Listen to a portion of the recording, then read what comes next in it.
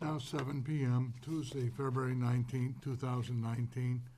I'd like to call a Selectmen's meeting to order. Would everyone please rise for the Pledge of Allegiance? I pledge allegiance to the flag of the United States of America and to the republic for which it stands, one nation, under God, indivisible, with liberty and justice for all. Next would be public forum, limited to 5 minutes per topic. Discussion or comments about town employees or agency members shall be avoided so as not to violate individuals' rights. Is anyone here for public forum? Next under the minutes would be the Board of Selectmen minutes for February 5th, 2019. Mr. Chairman, I move to accept the Board of Selectmen minutes of February 5th, 2019 as presented. Second. The motion been made and second. All in favor? Aye. And one abstention. Vote is 4-0. Or 4-1? 401. 4-0. Sure.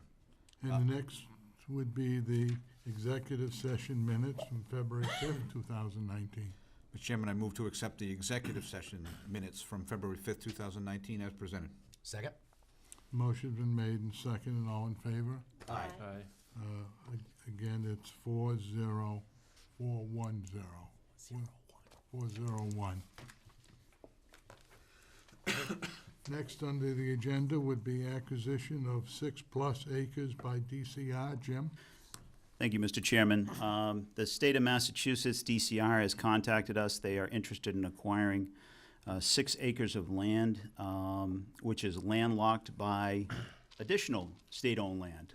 So it's really in a pocket surrounded by DCR land. They are interested in acquiring these 6 acres from Jacqueline Dukes. However, they could go through the 120-day purchase. In order to reduce that time frame, they're asking for the board's permission to speed it up at a quicker pace. So they do have the right to make a private transaction, but they are looking to speed this process up rather than wait the 120 days and then acquire this land. So I present it to you. I see no objection to this. We did receive an increase in pilot money from the state from 19 to 20 of roughly $12,000. So we are receiving some benefit for all the land that we have, or private individuals have sold to the state. So there is a benefit to us. Okay. I'll send it around for discussion. Dave? Yeah, thank you, Mr. Chairman. Jim, just a question really of clarification, and mostly I think for the public, but so this is a private transaction with DCR, and really other than the public notice of shortening that 120-day period. Yes. Otherwise, this really doesn't have much to do with us. That's correct. Specifically as the board, so. Exactly. And obviously, the landowner is choosing to enter into this transaction, so. A willing seller and a willing buyer. There you go. Okay, thank you. Thank you, Mr. Chairman. Jesse? Thank you, Mr. Chairman.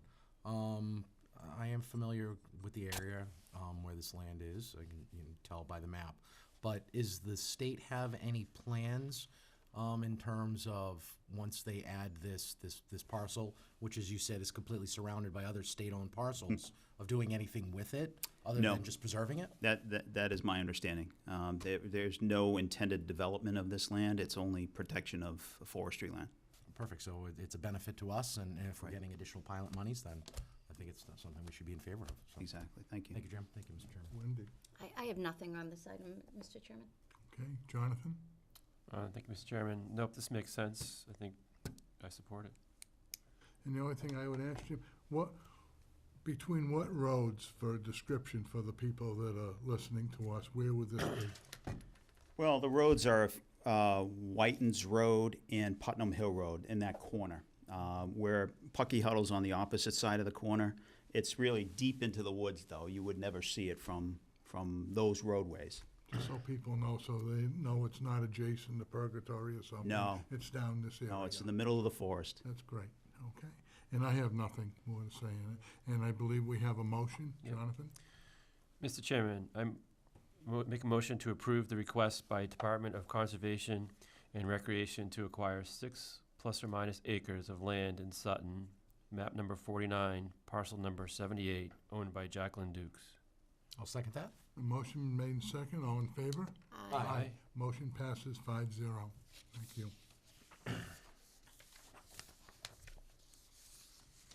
Next would be, under the agenda, would be the FY20 budget presentation, a PowerPoint presentation. Jim? Thank you, Mr. Chairman. If you just give me a minute, I'll set up the PowerPoint and get started. Come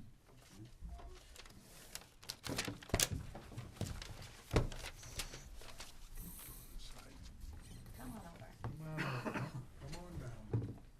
12 years into it, we finally got a system here. Good job. Bless you. Yeah, thank you. Going back in 48 days.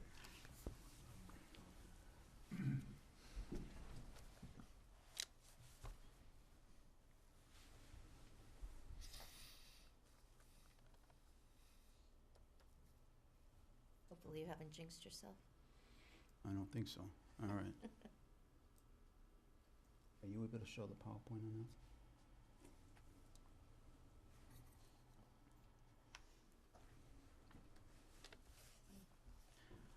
Okay, that'll warm up and we'll get a clearer view eventually. Thank you. It's a pleasure to present this. This is our 12th, my 12th presentation of the preliminary budget to the Board of Selectmen. And you know, obviously, it's a partnership, a team effort that really puts this together. And you know, I greatly appreciate the help of Tim Harrison and the rest of the finance team. We work great together as a team. I don't know what's going on with this. Is that? So anyway, the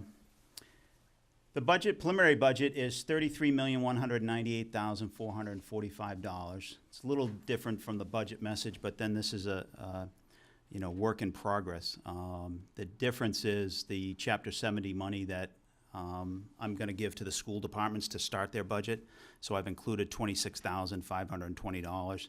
So the original budget message is $26,500 less than that number. So that's the difference there. But an increase. I don't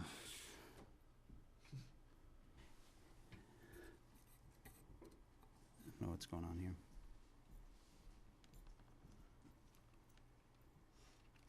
I don't know whether that'll do it or not.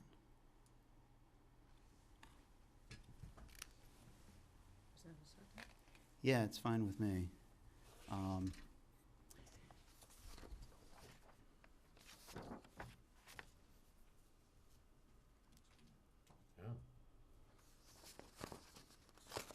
It's almost like the inputs are changing.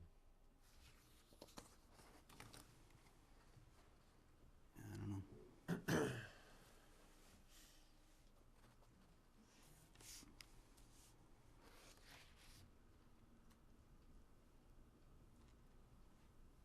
I don't know that this is going to last.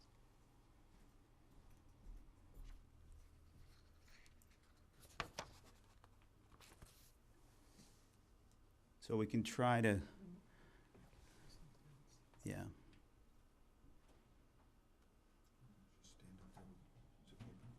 Yeah. The old-fashioned way. The problem with not having the PowerPoint is I want to communicate it to you, and I think it's helpful to see it on the screen, not only for this, but for the public as well. So that's the importance of.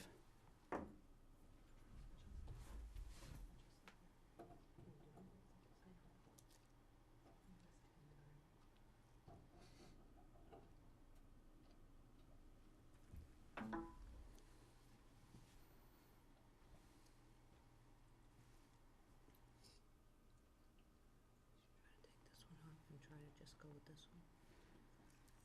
Yeah, might as well.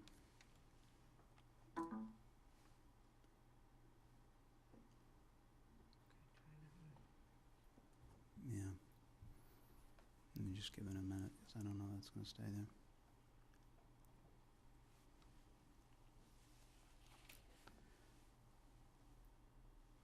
All right, I'll try to not touch anything and see how it goes. So right now, it's a $740,000, or roughly 2.3% over last year's final budget. We have a deficit of a little over $53,000. I'm not terribly concerned about that deficit. I think I have some items that I'm aware of that we will be able to cut from the department recommended budget. Most of what you have in the budget document is what the departments recommend. Very rarely do they survive entirely with the recommendations. So I will work with the finance team to cut some of those items that we feel can be cut. The other thing is, this budget at this point in time we typically have a lot of unknowns at this point in time in February. Healthcare for one, BVT, Blackstone Valley Technological School, Norfolk Aggie, property casualty. These are items that are typically unknown or somewhat known, but the final number is not finalized. So we got an early renewal from Fallon at 6.9%. We decided not to make any plan design changes, give the employees a year off from pushing the additional burden over to the employees this year. BVT, we have 6 additional students attending for a total cost of $185,000. So we have roughly 110 students attending BVT at a total cost of $1.7 million. So it's a big chunk of change for 110 students, but it is a great school, as we all know. And there are other, Norfolk Aggie has no new additional students attending this year, so we have 5 students budgeted, unless some additional students apply and get accepted late in the game. At least we have an idea of where we're at with that number. So pretty much the budget is done. I will obviously make some additional cuts, and we will present a final budget to this board in another month or so. The school appropriation has increased by $426,000, $426,520. The town gave the school $400,000. The state Chapter 70 money is $26,520. So, and then you see the net school spending, we're $2.6 million over net school spending required. It's really just a function of the amount of money the town gives versus the state. The town gives $400,000, the state gives $350,000 to $400,000 on an annual basis. The state gives $25,000 to $35,000 on an annual basis. So that gap continues to grow on an annual basis. A couple years ago, we were $1 million over net school spending. Next year, we're forecast to be over $3 million over net school spending. But it's just that variance continues to grow. That difference between $25,000 to $30,000 and $350,000 to $400,000 that the town gives the school department. And again, I mentioned BVT, 106 students for $185,000 increase. That's based upon Dr. Fitzpatrick's preliminary budget of 3.9% increase. We're hoping he makes some additional cuts and lowers that number down to a more reasonable number. More affordable number for this town in particular, but I'm assuming for all 13 towns in the district. And again, Norfolk Aggie, no additional students have applied. Healthcare costs are increasing at 6.9%. We're not, again, as I said earlier, we're not making any plan design changes. We are looking forward to making some additional changes in future years, but we figured we'd give the employees a year off from, the shifting the burden to the employees. We've made the following pay adjustments. The fire chief's contract was up. I redid that contract, and he's starting next year at $110,000. The following year, he'll be at $116,000, and the year after that, he'll be at $122,000. Obviously, it's important to retain, a high-quality fire chief. He does a terrific job for the town. Is probably the best chief certainly in the Blackstone Valley. And I think that, if we were to lose him to another town, it would cost us $120,000 to get a new chief. And, it's very difficult to find an individual the quality of Matt Belcito. So we've also changed the title for the planning director to planning and economic development director. I have also given her a bit of a bump to $5,000, brings her salary to roughly $83,000. She does so much more than just planning for the town of Sutton. She's very involved with economic development, prime metals. She did the grant to get the natural gas line to prime metals. She works closely with Wilkes Water to try to see if we can get additional water supply for some of the businesses, et cetera. So that's certainly a proper adjustment. Communication director, I increased that salary $10,000. She's at the lower range of department heads, and it's more in line with comparables. And we are considering adding a fourth sergeant's position for a net cost of $15,000. We will leave a patrolman's position vacant, adding a sergeant at a net cost of $15,000. Right now we are planning on the eventual retirement of the lieutenant, David Perry, and we're just trying to plan for that transition. And I think a wider selection pool is important versus just having one or two candidates. I think a bigger pool, and we try to hire internally for those types of positions. So the new police station is nearing substantial completion, as Ms. Mead might be able to tell you. The furniture should be delivered next week, or give or take. The station will be occupied probably within the next 30 days, in the middle of March, towards the end. We are waiting on the final grand opening till May, until the final landscaping is done, but the police department will be occupying it probably late next month. Would you agree with that, Wendy? Yes, I Yeah, think give that's or accurate. take. The public safety communications are also almost complete. We've raised the height of the communications tower behind Town Hall by 20 feet. We installed a 100-foot monopole adjacent to Wilkes Water Tower, replacing a 75-foot tower at that location. And we've run fiber from Town Hall past the police station all the way down to Manchog. Great assistance from Paul Maynard and Larry Morris, running conduit through that area and connecting the whole thing. So the system is essentially almost done, and so it'll be up and running when the new police station opens in mid-March. We are planning on having a debt exclusion article in May at the Maytown meeting to fund a sewer line from the villas up to the center of town. Design is underway with on-site engineering. Again, they will need to present to the sewer commission and ultimately to the Board of Selectmen. This is really a two-phase project, bringing sewer up to the center of town and then ultimately doing the research and studies to bring sewer down to the school department.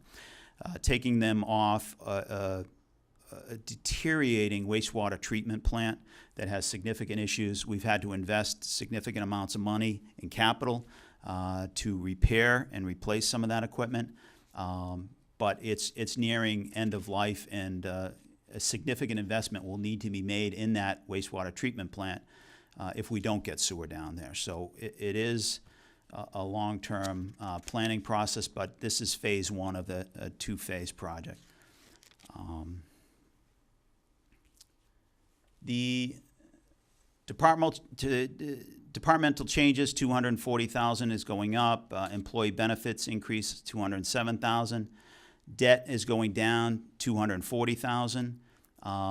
We paid off the early learning center roof, I think, this year is one of the debt exclusions that we paid off. And educational increases, $426,000 to Sutton Schools, $185,000 to Blackstone Vocational School, and Norfolk Aggie is a minus $43,000 because of the graduating class. And hopefully we are consistent with the number that we've budgeted with no new applicants. No real information here. It's just the property tax goes up 2.5% plus new growth. State aid has gone up a little bit, not nearly as much as we would like. The governor funded Chapter 70 at $20 per student. It comes up to $26,000. MMA's asking for $100 per student. There are other agencies out there asking for $50 per student, a little bit more money. You know, the bottom line with Chapter 70 is the state never accounted, back in the Ed Reform Act of 1993, they never accounted for an increase in health care as part of the funding formula. So ultimately, that burden falls on taxpayers. Local residents are paying for schools to a large extent, as I mentioned earlier. So until they make some of the significant structural changes in that formula, then we will continue to have a greater share of the cost from the municipal side than the state side. Local receipts have gone up a little bit. We increased it $50,000 at fall town meeting, I think, and then another $50,000 this year. It's still, below our actuals from 18 and 17.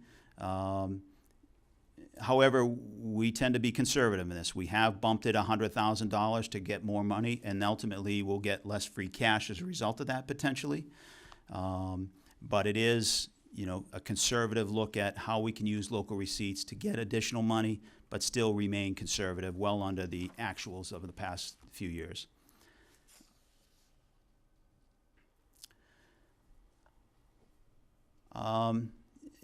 This is just the raw numbers. I think it's better explained in the next chart, lottery aid and Chapter 78. The bottom line with state aid is we're nowhere near where we were in 2009. That was the peak of state aid for both Chapter 70 and lottery aid before they named it to UGA, unrestricted general government aid, which, then they dropped it significantly. So I don't know what happened there. But the bottom line is in 2020, we're still below the number we received, 11 fiscal years ago. I think it was 12 fiscal years ago. So we're still below that number from a number of years ago. Is that inflation adjusted? Not. Granted, inflation wasn't all that big during the heart of the recession, but it's sort of irrelevant. Those are actual dollars to dollars. So we're still below that number in reality. New growth. This is interesting. This is part of our. We've never, at least in almost a 20-year history, never gone below this number back in 2011. I think that was $183,000 in new growth. We generally budget $150,000 and then hopefully get a bit of a surprise. That's a very conservative number, but it's a number that I've agreed on with the assessors to fund on an annual basis because they don't want to feel pushed to get an aggressive new growth number when there really isn't new growth. So I give them the opportunity to surprise us. And they've done that year over year. So last year it came in at $368,000. Hopefully it comes in up in this area next year, and then we will have that money to continue our development with budgetarily. Local receipts, you can see again the peak in 2009. But we have grown consistently. We're probably a couple $100,000 over that number versus state aid, which has kind of gone down from that number.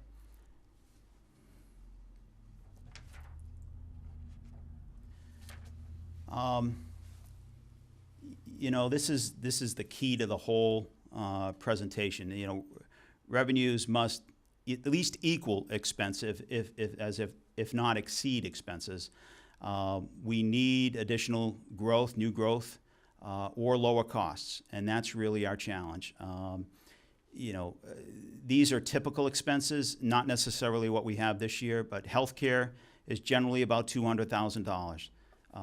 We made significant plan design changes. We underestimated or overestimated the number last year, so we had a surplus. We're increasing it by 2.5% or $70,000 this year. The school department, we generally give them 350. We gave them 400,000 this year.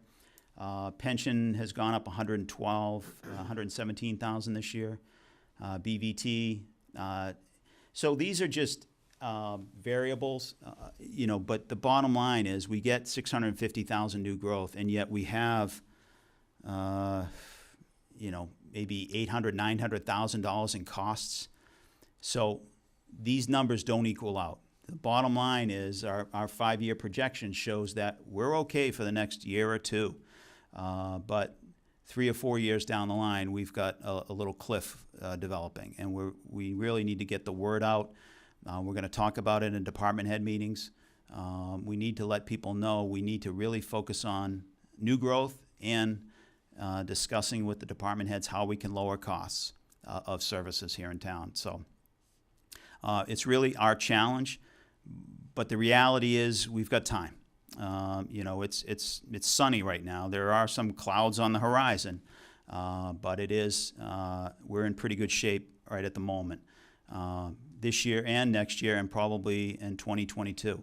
But towards 2023 and 2024, it looks like with the 5-year projection, we have an issue. However, again, we fund new growth at 150,000. If that comes in higher than that, that's a positive. If some of the expenses come in lower than we've anticipated in the forecast, that's another positive. So we need to, continue diligence. Tim and I continue to discuss this and work on this. Tim did a nice job developing the 5-year forecast for Standard & Poor's when they came to do their upgrading of our bond rating. And he's maintained that forecast and put it out another 5 years from today. So we see it on the horizon, and it's up to us now to work together to solve that.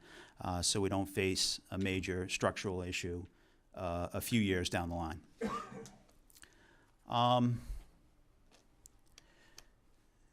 This is, the diversification of revenues. This is a positive. I will say that the solar SRECs will be disappearing at some point in time. It's a 10-year program. So the Early Learning Center went online in 2011, and I think calendar year 2021 they disappear. Again, the high school came on at a later point in time, and the other various municipal buildings came in at a later period of time. That those SRECs eventually go away. So again, that's how much we increase local receipts. We've got to be aware that we're going to lose the SREC payments a few years down the line. So that's another reason to keep that number conservative.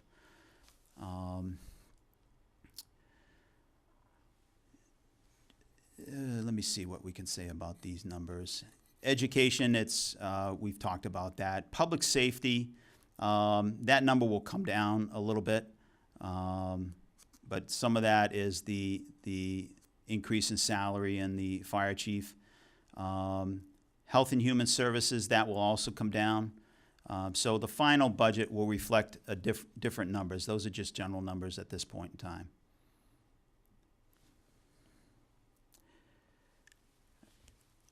The employee benefits, pensions increased from $1,066,000 to $1,184,000, roughly a 12% increase. Currently, they have the plan to pay off the unfunded liability in 2035. They could extend that to 2040 by state law.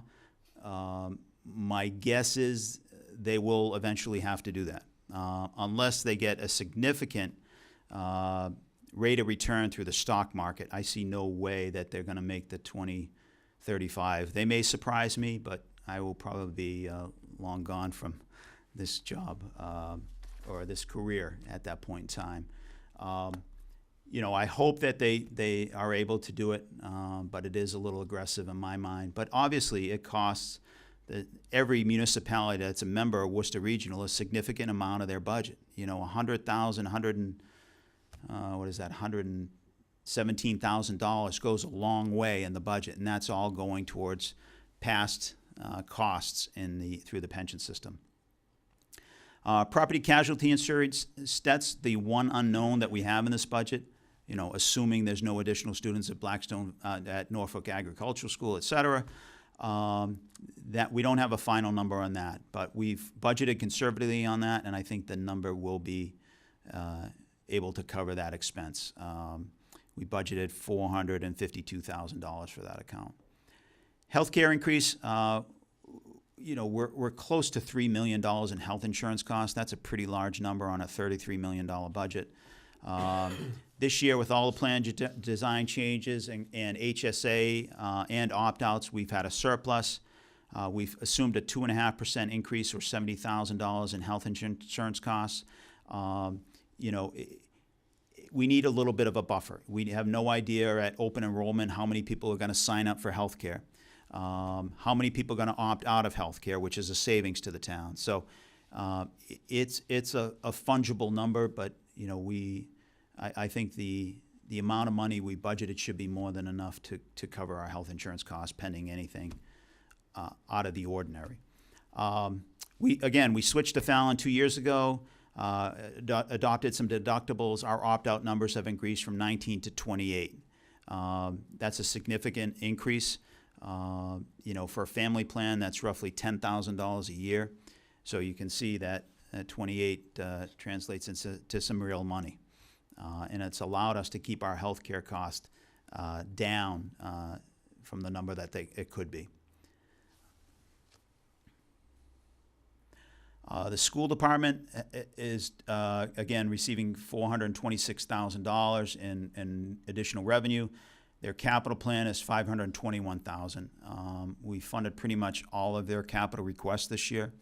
And we continue to share in the data processing costs, which is a win-win for both the school and town. User fees remain the same in the sewer department. The transfer station is interesting. I'll do the annual presentation over the summertime on the transfer station. I think we're getting closer to break even and potentially losing some money. So we're not going to raise fees this year, but I would consider and seriously consider raising fees next year. And I'll do a presentation over the summer that will, you know, we don't know how the year is going to end up, but right now recycling is down significantly. We're not getting any revenue for recycling. We used to get $10,000, $15,000 for that. It's a pretty small operation, the transfer station. We budget close to $150,000, and it's not a lot of leeway either way. We've made all the changes I think we can make structurally within that operation since we started on this almost 12 years ago. But you know, the last fee increase I think was 7 or 8 years ago. Sticker fee went from $30 to $40. I think we're getting close to considering either a sticker fee increase or a bag fee increase to make the transfer station continue to run. And it is a great operation. Dave Arsenault does a great job down there for us. But, you know, I think the town needs to, you know, adequately fund that operation. Capital plan is an aggressive capital plan. You know, a lot of this is utilizing the capital stabilization fund, which we haven't touched for a number of years. There are a number of items that we are purchasing through the capital stabilization fund, essentially borrowing and then repaying through that fund. The biggest item is through the fire department. It's replacement of engine 3 down on Wilkes. That is, you know, that's a big item, and we typically borrow for that. The other item that we're replacing or we're dealing with is through the highway. It's repaving Central Turnpike. You know, we tried in the past to do a roadway stabilization fund. Town meeting rejected that idea. These roads are not getting any better on their own. If we leave them alone, they're not going to get any better. So we need to invest in them through whatever means we have to get that work done. So hopefully that $600,000 will go a long way towards that. The other thing we're funding through the Highway Department is replacement of truck 12, which is primarily used right now just for snow and ice plowing. Otherwise, it's just stored in the garage because it's an older piece of equipment. And we're funding that through the Capital Stabilization Fund as well. In the past, we regularly funded new highway equipment through Chapter 90 monies, which is less money going towards the roads, which is where the money is needed. So we are making a conscious decision to use the funding we have other than Chapter 90 to acquire this new equipment and then be ready to go with at least $450,000 worth towards road work this coming season. And again, some of these other items are, I think I've already presented the capital plan to the board. And if you have any questions, I will try to answer them. Again, the big picture is we have a very solid stabilization fund. We are looking to add to that through an additional article at town meeting, using free cash to build that number up. We've got a number of different ideas of how we use that stabilization fund for recurring revenue. It's getting up to the level of 8% of operating costs, which is the board's policy. And any additional amount can be used for the budget in some way. So we're in discussions right now, and we'll talk about that at another time. The OPEB trust is at $1.4 million. We are looking to sell the gravel pit, and hopefully some of the revenue for that will go towards the OPEB funding, and that will become healthier over time. The school department, I think, is in decent shape.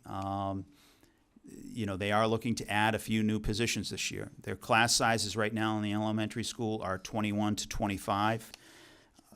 They're looking to lower that class size to 19 to 23. And they're also looking to add a curriculum director down at the schools. So it's, I haven't gotten deep into the school department budget, but I just want to make sure those costs are sustainable. We see on the horizon a cliff, 3 fiscal years down the line. I want to make sure that the school department understands that and sees that as well as we do, and we will talk about that. At some point in time, we will probably have an additional meeting, probably with the Finance Committee, maybe with the Board of Selectmen, on the 5-year forecast, which is important to understand, to see. I'm happy, I'm pleased with this budget, but I'm not overly pleased because I do see a cliff down the line, and I want everybody to understand that and be on the same page, so we're all attacking this problem together over the next couple of years. So again, we're in good shape right now, but we will need to look to the future as to dealing with additional challenges. That's all I have for the budget. Thank you.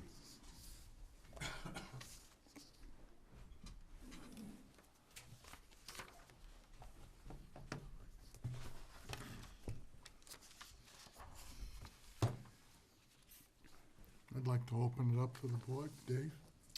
Thank you, Mr. Chairman. Tim, excellent presentation as always.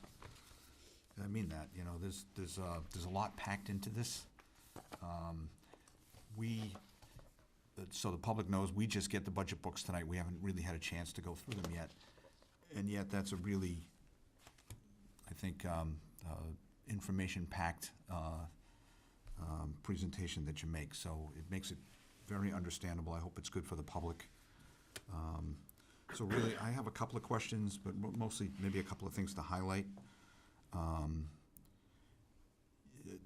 Tim, maybe just a quick question. The debt piece is down by about $240,000, I think was the number. If I'm reading sort of different pieces together, about half of that is debt exclusion debt? Is that, It's all debt exclusion. it's all debt exclusion debt? So what you're not seeing is, we also have a reduction of 240,000 in tax revenue on the revenue side.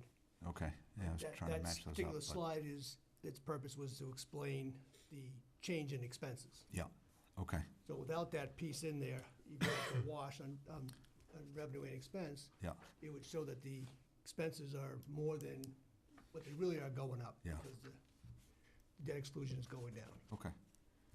And, you know, sort of in the same vein, we've talked about this with the capital plan, but it's always good to talk about it again here. You know, the town this year is investing almost $2.5 million in capital expenditures without bringing on new debt exclusion. So, you know, that's $2.5 million of town purchases without having to raise taxes to invest in any of that. So That's correct. that's a pretty positive thing. Even with the potential for a cliff. So, you know, that's another thing I'd like to sort of just bring up for the benefit of the public is it's, you know, I appreciate that you guys are looking out over the horizon a little bit to understand what the budget looks like, not just this year and next year, but over some period of time and demonstrate a little bit of caution around where we might be going. You know, we've had the benefit of some decent free cash years, which help us do a number of things. But, you know, we've lived through those years where the budget's really tight And new growth. The fact is, you know, we have done really well with new growth. A couple years ago, we had over $1 million in new growth, and we budgeted 150. So that new growth really has allowed us to sustain this budget. But eventually, you know, new growth will continue to decline. This year, we funded. We had 500. Last year, we had 550,000 in new growth. This year, it's down to roughly $400,000 in new growth. So that's 150,000. That 150 is now in the budget as recurring costs. So we're trying to manage new growth to try not to budget it for recurring costs. Just put it towards capital or one-time expenses so it's available next year for appropriation. so you're aware that sometimes I'm a little critical of having too large of a free cash number, right? That's, you know, being overly conservative with your budgeting approach can have some opposite effects. But that cliff issue is really why you do some of that, right? That allows you to have some cushion when you get to those periods and allows us to do some things like in the capital plan and put some money away in places that can benefit us in the future, so. Yeah, So- and that's what's allowed us to let the capital stabilization grow to the point where we can sustain a $2.5 million, well, $1.6 million Sure. borrowing or whatever, I forget the number. So in other words, you can't have it both ways, you know? Right. But, you know, we could go on forever and talk about this, but, you know, the actuals we're comparing to are the last few fiscal years. Budget to actual, you know, we budget 2.3 million, actuals are 2.9 million. If you go back to the recession, they were 2.2, 2.1. So it really depends upon what you use as a comparison. We've been using the last few years. If we hit a major recession and slowdown, then that local receipts could drop. And we're also aware that we're going to lose SREC funds eventually over time. So it's sort of the planning exercise we go through. Yeah, a lot of that local receipt increase that's above budget, which has given us free cash, has been inspection fees. We've had last couple of years with commercial growth, we've had some really good inspection fees. And that's They go where hand some of in that's hand. coming. Eventually, that's gonna drop off, and like Jim said, the local receipts are gonna level off or drop off again. And local receipts themselves are somewhat prone to changes in the economic health of. They certainly are. The biggest local receipt is motor vehicle excise tax. You know, when in good times, people buy new cars, and we get the benefits through the motor vehicle excise tax. And in tough times, they hold on cars for a longer period of time, and that number drops significantly during recessions. So you just got to keep that in mind when putting that number together. I was listening to the radio this morning, they were talking about tariffs on automobiles and talking about the impact on automobile sales if that were to sort of stay out there, so that can happen. Just one quick question, and it's not really your budget, but looking at the school budget, and quickly, again, I really haven't had time to digest it yet, but they're looking for like a $600,000 increase net, it looks like, is that what you read in that? No, I believe their gap is more like 200,000, and they are looking to add 3 new positions, 2 teachers and the curriculum director. So that So the gap is 600 minus the 4 we're giving them, is that, I haven't reviewed that all that closely. okay. All right, we'll leave it, we'll talk to them about that, Sure. so. Thank you, Mr. Chairman, thank you, welcome. appreciate it. Jesse? Thank you, Mr. Chairman. It's phenomenal. If anyone at home was watching this, just the education that we received over the last 45 minutes or so, it's critical, because this is the picture that we deal with, or at least you guys deal with on the financial team and in town hall in general on a day-to-day basis. You know, we live in a time of social media, and a time when, you know, someone has, you know, wants to disparage, you know, the operations of town hall because the big bad government's out to get us. But the truth is, there's nothing to hide, and this is reality. And it has been mentioned, you know, times are good now, and we're trying to stretch every dollar as far as we can to cover all our bases. But eventually, the good times are going to come to an end. Yeah. So the one thing that I appreciate year in and year out is how you are always not just worrying about this coming fiscal year, you're planning ahead. Because ultimately, the natural instinct, I think, is if you have a dollar in your pocket, you hold it in your hand and you're going to go out and spend it right away. So you're going to spend everything you can. But what happens when that dollar's gone? So I truly appreciate the thought that you put in and just making us all aware that the good times are going to come to an end. Thank you. So thank you very much. Again, no one has a crystal ball. Yeah. But if you're able to look at how things have been going, you can almost project. So that's wonderful. I at this point, again, as Dave said, haven't had a chance to look to the binders. We just received them, so I'm sure I'll have more questions in the coming weeks. But I just have to make a couple of comments. And again, it's stuff that caught my eye during the presentation. Healthcare. You know, there is something that is unpredictable. That is something that's outside of our control, but it's a service or benefit that we provide the town employees. Are we, and I know we're no different than any other municipality, are we getting to the point when that is not going to be sustainable? And then again, what is the alternative? I honestly don't think it's sustainable now. I don't think it's been sustainable for the past 10, 15 years. It just grows at such a rate. You know, our 5-year forecast has that in at 8% increase versus we receive 2.5% in revenue. Right. Yet healthcare is going up 8%. You know, and that number's approaching $3 million. I mean, that's probably 8 or 9% of our operating budget. It's a huge cost to us. So, you know, right now it's unsustainable, and we need to make significant plan design changes. But make no mistake, that's just shifting the burden to the employees. There's really no other. You know, it is what it is. The town can't afford it. We've got to shift the burden, and we've got to change the plans to be less beneficial, I would say.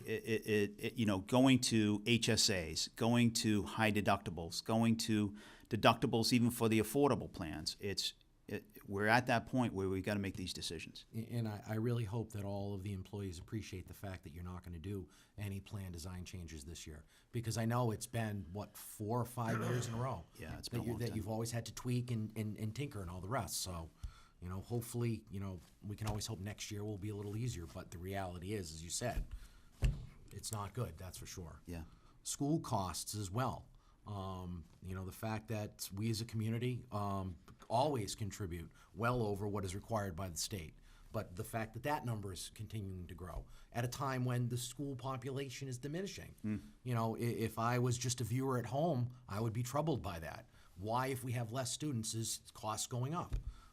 Be it BVT, Norfolk Aggie, or our own schools. So again, that's something that I appreciate the fact that you're going to have a conversation with the school side, because again, they may think they need, but if they get what they are looking for, what is going to happen when that cliff comes back? Yeah, my concern is, you know, and I've talked to the superintendent about this, and it's essentially, are these positions they're looking to add sustainable over the long term? Or are we going to hire these people and then have to cut them 2 or 3 years down the line? So that's really the issue. And I think the superintendent understands that, and he's working with the school committee to see that as well. But that is my concern. And it's painful, because I was on the school committee when we had to let go over 20 full-time positions. So that's not an easy thing to do. And remember, part of that net school spending amount includes each year what we give for the capital. Right. So we've been pretty consistent in the last few years of Yeah. $400,000 or $500,000 for, things that are needed for infrastructure expenditures. Which, when you hear about the horror stories that are coming out of some of our neighboring communities, where the schools are cutting and cutting and cutting because the town didn't plan ahead and is unable to contribute to the levels that we do. Yeah, look, I made a commitment that, the oldest school building in our facility is the Early Learning Center, built in 1973. And we spend a lot of money on that building to keep it as a good educational institution. And that's my challenge and we use green community funds to replacing boilers, replacing chillers, replacing whatever we can to keep that building as a top-notch facility. Well, we as a town learned what happened when you don't maintain your facilities. So it's a burden that we have to cover, but I think it's money well spent in the long term. The last thing that I want to mention is the loss of the SRECs. So we're receiving extra money that comes in through the program. What's going to happen with the panels once the SRECs programs go away? The panels will stay. They'll continue to provide an advantage on energy savings. The school department receives probably 25+% of their electricity through those solar panels, and essentially a reduction in their energy costs on an annual basis. And that same benefits provided to the high school, the Manchog Fire Station, the senior center, the sewage, all the other facilities that have solar panels. So while the SRECs disappear, which are sort of an incentive to have you invest in a solar development, the energy savings continues for the length of the life of those solar panels, which is generally 20, 25, 30 years. And I think that's key, because if I think of someone watching this at home and have really no idea, and they hear suddenly, oh, we're going to lose this benefit. Right. The reality is they're still going to work. We are still going to save money on electricity. So Right. It's not like we wasted all the money and effort on these and it's suddenly going to disappear. Yeah, it's a very positive program. The Early Learning Center, we borrowed $550,000, paid it off in 5 years. The Schedule. SRECs are now just gravy, and obviously we budget it because it's an available source, but we are aware that that's going to run out. Perfect. Thank you. Thank you, Mr. Chairman. Thank you, Jesse. Wendy? Thank you, Mr. Chairman. I just want to thank you both and your teams. Again, I actually, in a sort of semi-sadistic way, look forward to poring over these numbers, but excuse me, I know we wouldn't have them if it wasn't for the work that you had already put in, so thank you. Interestingly, I think my approach or perspective to your conservative forecast is a little different than maybe Dave's. I appreciate it because I think it's much more practical and not so worried so much about the free cash. As a taxpayer in the town, I would much rather see that conservative number and find out that there's an upside to it at the end of the day, rather than, there's going to be a higher tax liability for me or my family. And because of those conservative forecasts, we have the Capital Stabilization Fund, which saves us from hitting Chapter 90 money or borrowing. So I'm just really blown away by what you've been able to do to allow us to repave 146. Get the fire truck, get the dump truck. Those things are all critical to the infrastructure of the town. Yeah. I know Jesse had referenced, social media. God help us. We all know 146 is a mess. And we look forward to Central Turnpike. Yeah, I'm sorry. right. Yeah. We look forward to, getting that taken care of. And so, yeah, I appreciate that. The binders sit here in front of us, but they're real numbers, and there's a real impact on this community. And we do have a good mixed community, but the tax increases for some of our taxpayers are far too burdensome. And I think just by looking at what I've been able to take a look at, you're trying to compensate for that. You know, we talked on, I don't want to repeat everything, but, you know, healthcare, it's a crisis. But what are the alternatives? You know, as someone, you know, dealing with my own healthcare issues, deductibles are, you know, reprehensible, but who pays at the end of the day? So, you know, those things are all practical, and so I appreciate you having this, you know, multi-year outlook as to, you know, this potential cliff that we're going to encounter, because we can't sustain everything that's in these binders right now. So I just want to thank you both very much and your teams, and I look forward to some more information. Thank you. Thank you, Mr. Chairman. Jonathan? Thank you, Mr. Chairman. And thank you. This is my first time going through this process, and I'm looking forward to It's diving fun, in. isn't it? Yes. I think there's a few things that stand out for me. One, again, the health insurance. Looks like in the municipal space, we're kind of moving more towards where the private industry is. I mean, I've had a high deductible plan for years now and have taken on more of the burden, and it's not a lot of fun. It's much you have to make both difficult decisions around that. And I think so. It looks like we're heading down that road, which can be good, and there's also challenges with it as well for the individual. Yeah. And just the unpredictable nature of just how out of control the costs are, I think, are going to be a big challenge. I think another thing that I'm concerned about too is just this, you know, this fiscal cliff you're talking about, and in kind of relation to that, you know, in a minor way, like, you know, our roads are in, you know, overall, you know, like with Central Turnpike, and there's other roads that need work, and we really don't have a good way to deal with that. And I think, you know, with the miles of roads we have, I think that's also something else that's kind of on the horizon of, you know, like this winter in particular with the extremes and the freeze and thaw, I think has given us a lot of tough spots in town right now. And I think really without a good way to fund, you know, the miles of roads that are happening, I mean, that we have, I think that's going to become a problem for us in the next few years, that the quality of the roads is going to be in tougher shape than even they are now. Yeah, Mass Municipal is the lead advocate for local governments, and they've been hounding the state to increase the amount of monies for both Chapter 90 and Chapter 70 monies, because they understand the structural issues with these. You know, it's just no town can keep up with, you know, if they have a roadway management plan, can keep up with it without the grade going down with the amount of money that the state gives us. And you know, this is not just a Sutton problem. This is a state of Massachusetts problem. There's every community I'm aware of has these issues. So it is a challenge.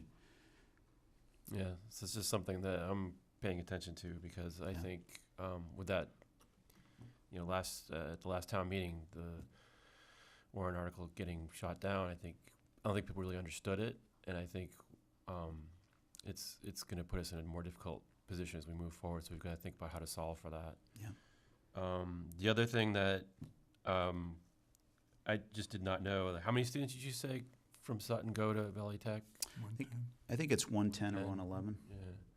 Yeah, that's much higher than I would have ever expected coming off the street. Well, it's generally, you know, it was 105 this year, and then it jumps up to 111. So yeah, it's a big group of kids. Yeah, and the overall cost of that type of education is a lot higher. Yes.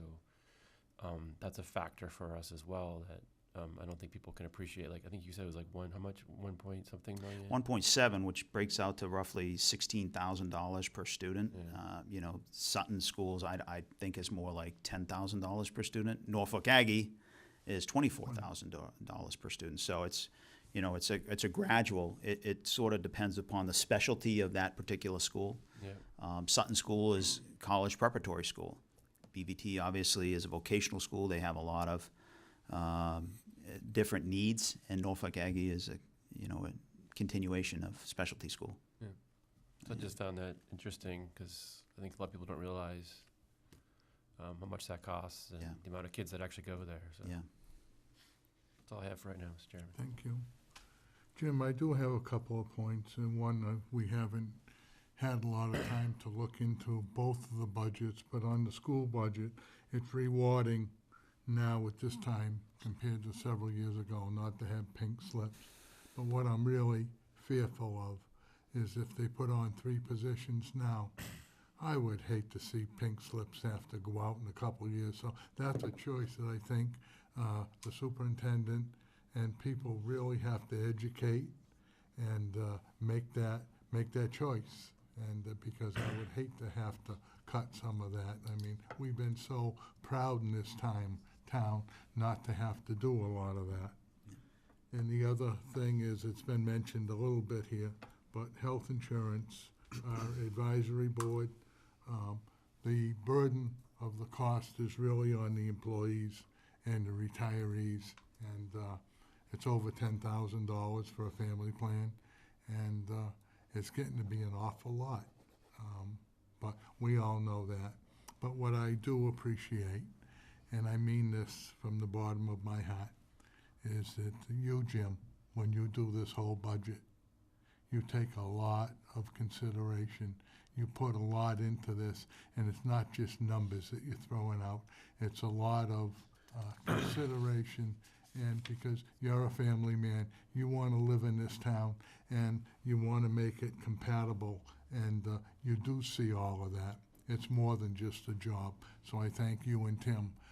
You make one heck of a good team, and we're blessed to have the both of you for what you do, because there's a lot of variables here. Thank you. And, we'll get through them. Yep. But I hate to see that cliff, because we've been so darn good. Well, again, it's a few years down the line, and we're going to do everything to avoid that situation. I thank you again for tonight's presentation. You got any last comments, Tim? I was just gonna say, I agree with you, John, that I think Jim and I do make a good team. Yeah, very much so, well together. yeah, so, I agree. I'm glad that was unanimous. Yeah, it was, yeah. you know. Okay, let's get right into the town manager's update.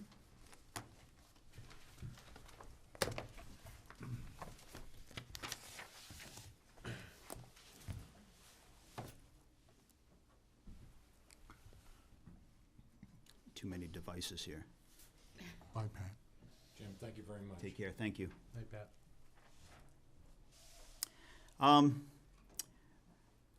The snow and ice budget.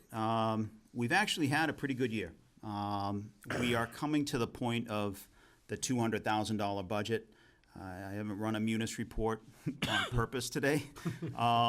But, I'd like to have Matt Stencil come before the board at the next meeting to request an over expenditure of snow and ice. My guess is the next few weeks of, various, ice and sanding, salting storms, we will exceed that budget. But we're in a pretty good place right now. We're usually $100,000 over at this point in time. So I feel like it's been a fairly light winter as far as accumulation, and a number of times the staff has had to go out, and that's a positive. So I will have him before the board on March 5th. Also, I will have a presentation from the auditors. Melanson and Heath will come before the board on March 5th to discuss the most recent audit. We have just received the draft management letter. No major issues, but I will let Melanson and Heath do their presentation and to the board. Police station grand opening is scheduled for Saturday, May 4th at 10 a.m. The police will be occupying that space next month. But we just wanted the police department to get in there, get established, figure out, how to operate in this new space. And additionally, we want the landscaping to get in, plant the trees, and make it look like the station that it's going to be long-term. We will have tours going through that station at that point in time. It'll be a pretty fun event that Saturday morning. So hopefully you can all join us and appreciate the station that town meeting supported almost overwhelmingly, so we appreciate that. Municipal vulnerability preparedness, the group met last week, Thursday, February 7th, from noon to 3, and Friday, February 8th, from 9 a.m. to 11 a.m.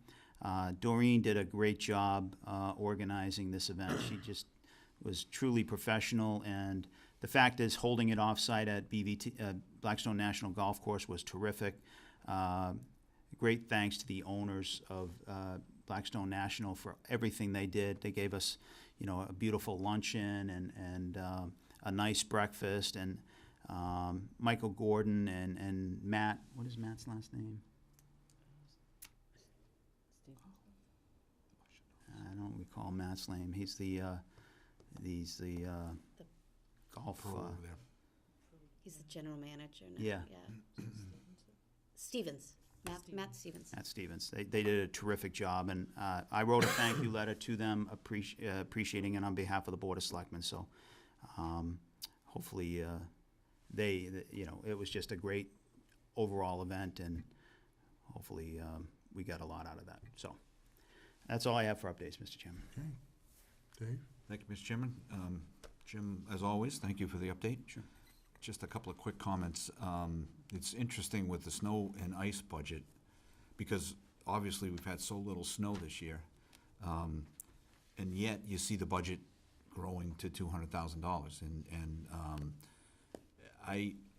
I remain amazed every time. I mean, just last night, at the middle of the night, there's guys out sanding the and salting the roads, and of course when they got to do that overnight, it's more costly, and so even though we haven't had a lot of snow, you do have these events where it rains and then freezes, or a little bit of snow but it melts and then refreezes, and so even in these most minimal years, we still have very significant snow and ice costs. So it is what it is. But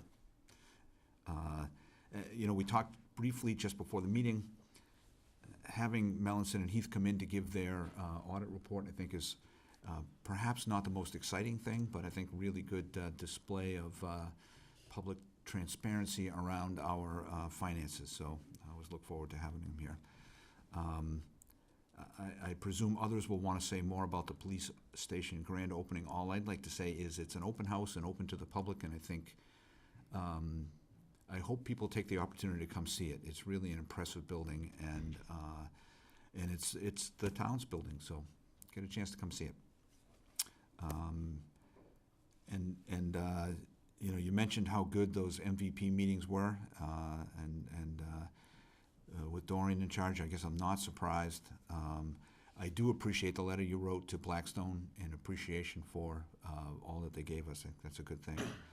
And just quickly, Matt is a noted Dylan fan. I just thought I'd throw that out there. So, thank you, Mr. Chairman. FYI. Yeah. Thank you, Mr. Chairman. I really have nothing to add. I think, Dave, you touched it all every way there is. And as far as the police station in particular goes, we'll pass the mic to Wendy. So I'm all set. Thank you, Mr. Chairman. Okay, I've been given my chores.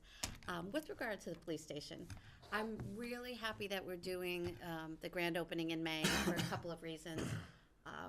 I want the community to see our officers at work. I think that has a lot more impact than walking through an empty building. It will be a very comprehensive set of tours. The only areas that will be not open to the public are the evidence area, munitions room, obviously, and the 3 holding cells, which, 13. by the way, there's not 12 or 13, despite information otherwise. So it's a beautiful facility. I take great pride in it, and the officers that worked on behalf of the town to get it designed and built did work far beyond, what could have been asked of them. It's a beautiful facility. So yeah, I'm excited. Yeah.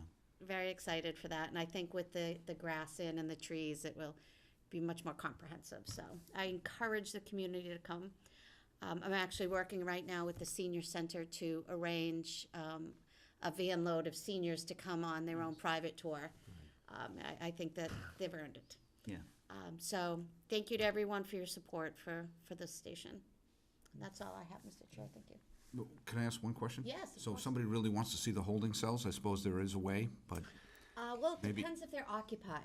I think we're talking about new, actually, additions to new residents, people who check in. right. I mean, you could.